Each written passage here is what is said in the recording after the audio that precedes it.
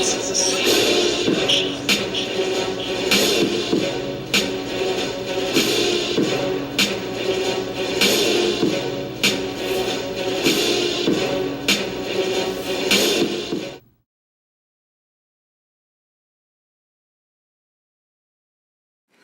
right, guys, so welcome to our trailer breakdown. Today we are going to break down this trailer, so let's get started. So here in this first shot, we have Kylo overlooking the construction of the AT-AT and guerrilla walkers. If you look closely, you can see an AT-AT in the far right corner. When I found you, I saw raw. So obviously here in this shot, we are seeing the guerrilla walkers as well as the AT-ATs. If you look very closely, you will see AT-ATs in between the guerrilla walkers. So very, very cool shot right there on the planet Crate. Untamed power. So guys, very interesting shot right here with Kylo, and seemingly looks like flame troopers there, or possibly snow troopers. And this is possibly Snoke's throne room or palace that they're walking into right here. And beyond that. And then of course here, I believe this is going to be inside of Snoke's throne room here. You can see two of the guards there, the Praetorian guards, in the background, at least their legs anyway. So very awesome shot there. Something truly special.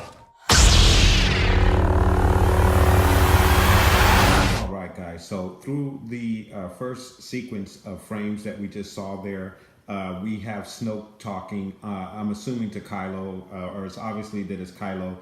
He says, when I first saw you, I saw war, untamed power. Beyond that, something special. And then Rey appears. Really interesting, the dialogue that they chose right there to put in the trailer. The fact that he obviously is talking to Kylo and what he saw in him, and the untamed power that Kylo had. So obviously you can see the motivation that Snoke had to get Kylo under his wing, because he felt like this might be the next chosen one, or at least someone who has great ability with the Force, who can help him towards his cause. Very, very interesting. And then as Rey's image pops up, we have Snoke saying something special. Bing! Right? So I kind of feel like that was done on purpose in the trailer. As if maybe now that Snoke is aware of Rey, maybe now he's looking beyond Kylo, and maybe he wants to get his hands on Rey. And I'm going to go into more depth with that later on in this trailer, because there is a frame that kind of speaks to what I'm talking about there. So let's get a look at the remaining frames of the trailer.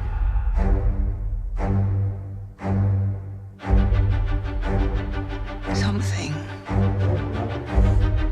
inside me has always been there. So obviously here we have the logo, and then Rey is speaking on what she's always felt was inside of her. And then of course she hands Luke his old saber. So a very awesome shot there. But now it's awake.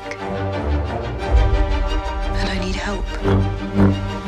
All right, so we have Rey walking up, which I'm assuming is going to be Skywalker's lair, Luke's lair. I believe those are the books there, if I'm not mistaken. I couldn't really see it clearly. And then, of course, she's training here on the rock with her saber. So very cool scene here.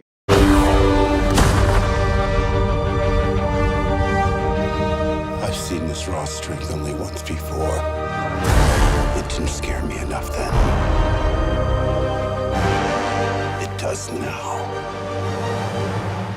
All right, guys, so a very key moment here as we see the ground break, and Luke is looking at it, and then he goes on to express that he's seen this kind of power before. It didn't scare him the first time, but it scares him now. And then we see him rising from the burning temple, and then there, of course, is the shot of R2-D2 and him looking at the burning temple. So right here, guys, it's my opinion that he is talking about Kylo.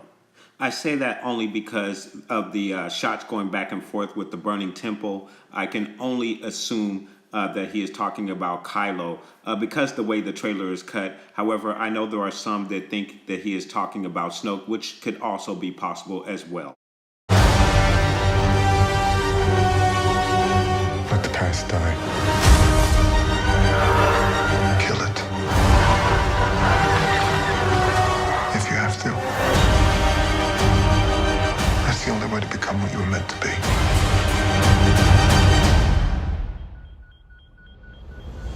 So a very key moment here with Kylo as he thrusts his helmet into the side of the wall, as you can see there. And then we see him flying his TIE silencer as he is speaking to himself, saying, "Let the past die, kill it if you have to. That is the only way to become who you are meant to be." And then, of course, we see him targeting Princess Organa's ship right here. And this may be a way to handle the unfortunate passing of Carrie Fisher. So this could be Leia's fate. We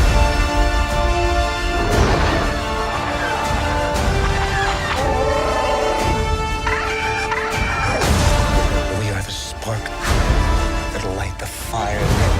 So right here we get some really cool shots of the Falcon with a couple of TIEs in chase in a cavern of some type. And then we also get Chewie and the Porgs. And then we also have Poe Dameron kind of giving us a speech on how they're going to bring down the First Order. Very cool shot of the TIE right there as well. Down. Come on!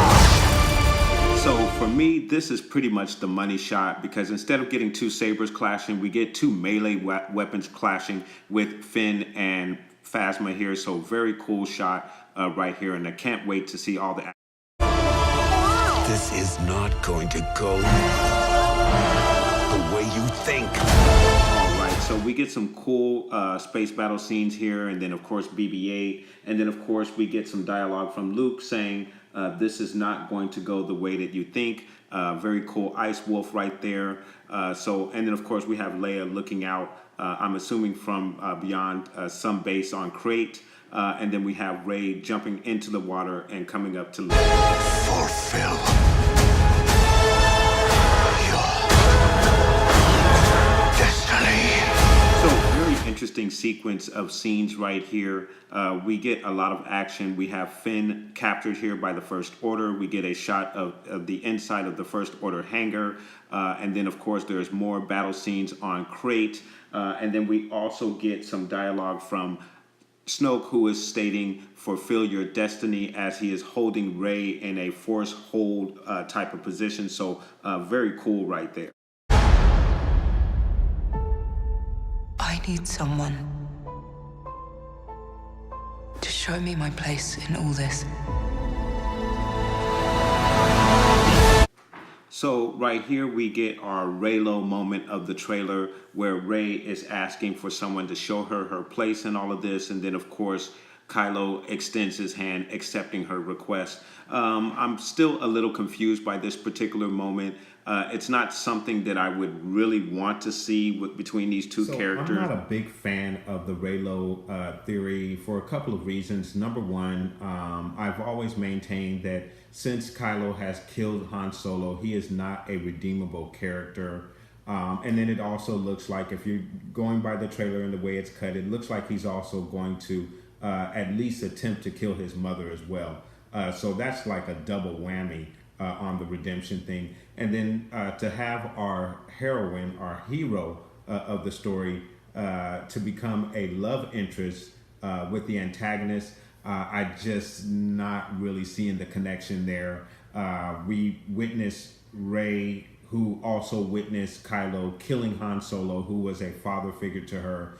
So what would make her want to embrace this character? What about him makes her want to embrace this character? How much time will they spend together for her to know Kylo enough to want to embrace him in this manner? So I'm still a little confused by that ending scene It doesn't quite make sense to me, but again, it is a trailer and it is cut specifically in a way to not reveal the whole story to us, and I get that. I totally get that. The Rey-lo theory is not something that I'm looking forward to. I'm not saying that it can't work. I just don't see it. We'll have to see. I've heard some people liken Kylo's redemption to be similar to Jaime on Game of Thrones. Remember, or if you watch Game of Thrones, Jaime at one point pushed Bran out of the window, making him cripple in a very and was a very despicable type of character at the beginning of Game of Thrones, and now he's almost done like a 360 where Jaime has almost become a fan favorite among the Game of Thrones fans. He's actually one of my favorite characters at this point in the story as well. So there can be some redemption for certain characters. Vader most definitely was redeemed in his particular story. I just don't see a redemption for Kylo because, number one, most of the fans who took in Kylo in The Force Awakens felt that he was too soft to be the antagonist in the film. When I look at this trailer and what we've seen from The Last Jedi, it looks like they're making Kylo more of a, and forgive me guys, forgive the language, more of a BA badass here. So I don't see how them trying to make him more of a badass, more of a villain for us to fear, while bringing him back around for a redemption arc. I just don't see it. But I mean, like I said, I'm confused by the Rey-lo ending that we got in this trailer. So that's my thought just on that particular aspect. On the Rey-lo theory, which I'm sure is gathered a bunch of steam between the reviewing of this trailer last night and now. Guys, I want to know what your thoughts are. How do you feel about the Rey-lo theory? Do you see this as something coming to fruition? And if it is something that is going to happen here, is it something that you are interested in? Do you like that going forward for the Star Wars universe, or do you think it's confusing? Because to me it's very confusing, and I'm a little curious to see where they're going to go with that, if they are in fact going to go with that. So very interesting stuff right there. But all in all, I love this trailer. I am excited for this movie. I purchased my tickets yesterday, just before the trailer was premiered. And I will be viewing it at 6 p.m. It is the first viewing here on the West Coast of that film, and it's a special fan event. So there's going to be additional content and other stuff that they're going to give out for that viewing, and I will share that with you guys once I get that opportunity to view the movie, as well as give you guys my non-spoiler and spoiler review of the movie sometime around December 14th, 15th, around there. So guys, very excited, love this trailer, want to know what your thoughts are. Please put those comments down below, and I want to thank you very much for watching. Please like and subscribe, and from the Father to the Son and the daughter to the Obi-Wan Force Ghost. May the Force be with you always.